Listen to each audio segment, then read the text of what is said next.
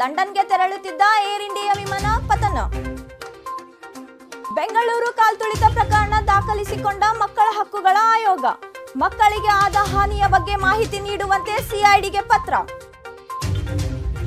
ರಾಜ್ಯದಲ್ಲಿ ಮುಂದುವರೆದ ವರುಣನ ಅಬ್ಬರ. ವಿವಿಧ ಜಿಲ್ಲೆಗಳಲ್ಲಿ ರಸ್ತೆಗಳು ಜಲಾವೃತ. ಹುಬ್ಬಳ್ಳಿಯಲ್ಲಿ ಮನೆಗೆ ನೀರು ನುಗ್ಗಿ ಅವಾಂತರ. ಮಹಿಳಾ ವಿವಿಯಲ್ಲಿ ಅಥ್ಲೆಟಿಕ್ ಕುರಿತು 2 ದಿನಗಳ ಕಾರ್ಯಾಗಾರ ಉದ್ಘಾಟನೆ.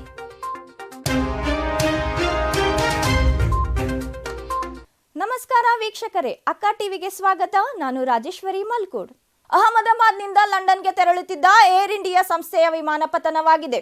ಅಹಮದಾಬಾದ್ನ ವಿಮಾನ ನಿಲ್ದಾಣದಿಂದ ಇಂದು ಮಧ್ಯಾಹ್ನ ಸುಮಾರು 1:30ಕ್ಕೆ ವಿಮಾನ ಟೇಕ್ ಆಫ್ ಆಗಿತ್ತು. ಟೇಕ್ ಆಫ್ ಆದ 20 ನಿಮಿಷದಲ್ಲಿ ದುರಂತ ಸಂಭವಿಸಿದೆ ಎಂಬ ಮಾಹಿತಿ ಲಭ್ಯವಾಗಿದೆ. ವಿಮಾನದಲ್ಲಿ ಒಟ್ಟು 242 ಪ್ರಯಾಣಿಕರು ಪ್ರಯಾಣಿಸುತ್ತಿರುವ ಮಾಹಿತಿ ದೊರೆತಿದೆ.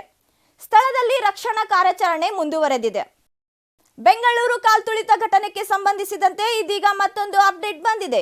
ಪ್ರಕರಣಕ್ಕೆ ಸಂಬಂಧಿಸಿದಂತೆ ಇದೀಗ ಮಕ್ಕಳ ಹಕ್ಕುಗಳ ಆಯೋಗ ಸ್ವಯಂ ಪ್ರೇರಿತ ದೂರು ದಾಖಲಿಸಿಕೊಂಡಿದೆ.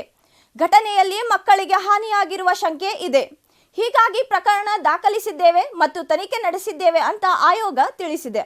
ಜೊತೆಗೆ ಘಟನೆಯಲ್ಲಿ ಎಷ್ಟು ಮಕ್ಕಳಿಗೆ ತೊಂದರೆ ಆಗಿದೆ ಎಂಬ ಮಾಹಿತಿ ನೀಡುವಂತೆ ಸಿಐಡಿಗೆ ಪತ್ರ ಕೂಡ ಬರೆಯಲಾಗಿದೆ. ವಿಜಯಪುರದ ಮಹಿಳಾ ವಿವಿಯ ದೈಹಿಕ ಶಿಕ್ಷಣ ವಿಭಾಗದಲ್ಲಿ ಅಥ್ಲೆಟಿಕ್ ಕ್ರೀಡೆಯ ಕುರಿತು 2 ದಿನಗಳ ಕಾರ್ಯಾಗಾರವನ್ನು ಉದ್ಘಾಟಿಸಲಾಯಿತು. ವಿವಿಯ ಹಂಗಾಮಿ ಕುಲಪತಿ ಪ್ರೊಫೆಸರ್ ಶಾಂತಾದೇವಿ ಟಿ ಈ ಕಾರ್ಯಾಗಾರಕ್ಕೆ ಚಾಲನೆ ನೀಡಿದ್ರು. ಶ್ರೀ ಎಂ ಮುರುಗೇಶ್ ಮುಖ್ಯ ಅತಿಥಿಗಳಾಗಿ ಭಾಗವಹಿಸಿದ್ರು.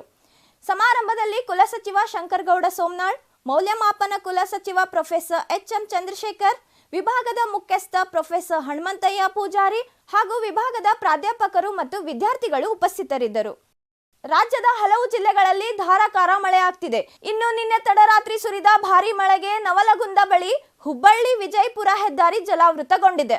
ಹುಬ್ಬಳ್ಳಿಯಲ್ಲಿ ಮನೆಗೆ ನೀರು ನುಗ್ಗಿದ ಪರಿಣಾಮ ಜನಜೀವನ ಅಸ್ತವ್ಯಸ್ತವಾಗಿದೆ. ಯಮನೂರು ಗ್ರಾಮದಲ್ಲಿ ಎಡಬಿಡದೆ ಸುರಿದ ಮಳೆಗೆ ಅಪಾರ ಹಾನಿ ಸಂಭವಿಸಿದೆ. ಕರಾವಳಿ ಹಾಗೂ ಮಲೆನಾಡಿನ ಹಲವು ಜಿಲ್ಲೆಗಳಲ್ಲಿ ಶಾಲಾ ಕಾಲೇಜುಗಳಿಗೆ ರಜೆ ಘೋಷಿಸಲಾಗಿತ್ತು. ನಾಳೆಯೂ ರಾಜ್ಯದಲ್ಲಿ ಭಾರೀ ಮಳೆ ಆಗುವ ಸಾಧ್ಯತೆ ಇದೆ ಅಂತ ಹವಾಮಾನ ಇಲಾಖೆ ತಿಳಿಸಿದೆ. ಮುನ್ನೆಚ್ಚರಿಕೆ ಕ್ರಮವಾಗಿ ಧಾರವಾಡ, ಉಡುಪಿ, ಕೊಡಗು, ಬೆಳಗಾವಿ ಸೇರಿದಂತೆ ಹಲವು ಜಿಲ್ಲೆಗಳಿಗೆ ರೆಡ್ ಅಲರ್ಟ್ ಘೋಷಿಸಲಾಗಿದೆ. ಬಹುನಿರೀಕ್ಷಿತ ರಾಣೆಬೆನ್ನೂರು ಶಿವಮೊಗ್ಗ ಹೊಸ ರೈಲು ಮಾರ್ಗದ ಕಾಮಗಾರಿ ಚುರುಕುಗೊಂಡಿದೆ. ಮೊದಲ ಹಂತದ ಭೂಸ್ವಾಧೀನ ಪ್ರಕ್ರಿಯೆ ಪೂರ್ಣಗೊಂಡಿದೆ. ಹಳಿ ನಿರ್ಮಾಣ ಮತ್ತು ಸೇತುವೆಗಳ ಕಾಮಗಾರಿಗಳು ವೇಗ ಪಡೆದುಕೊಂಡಿದೆ.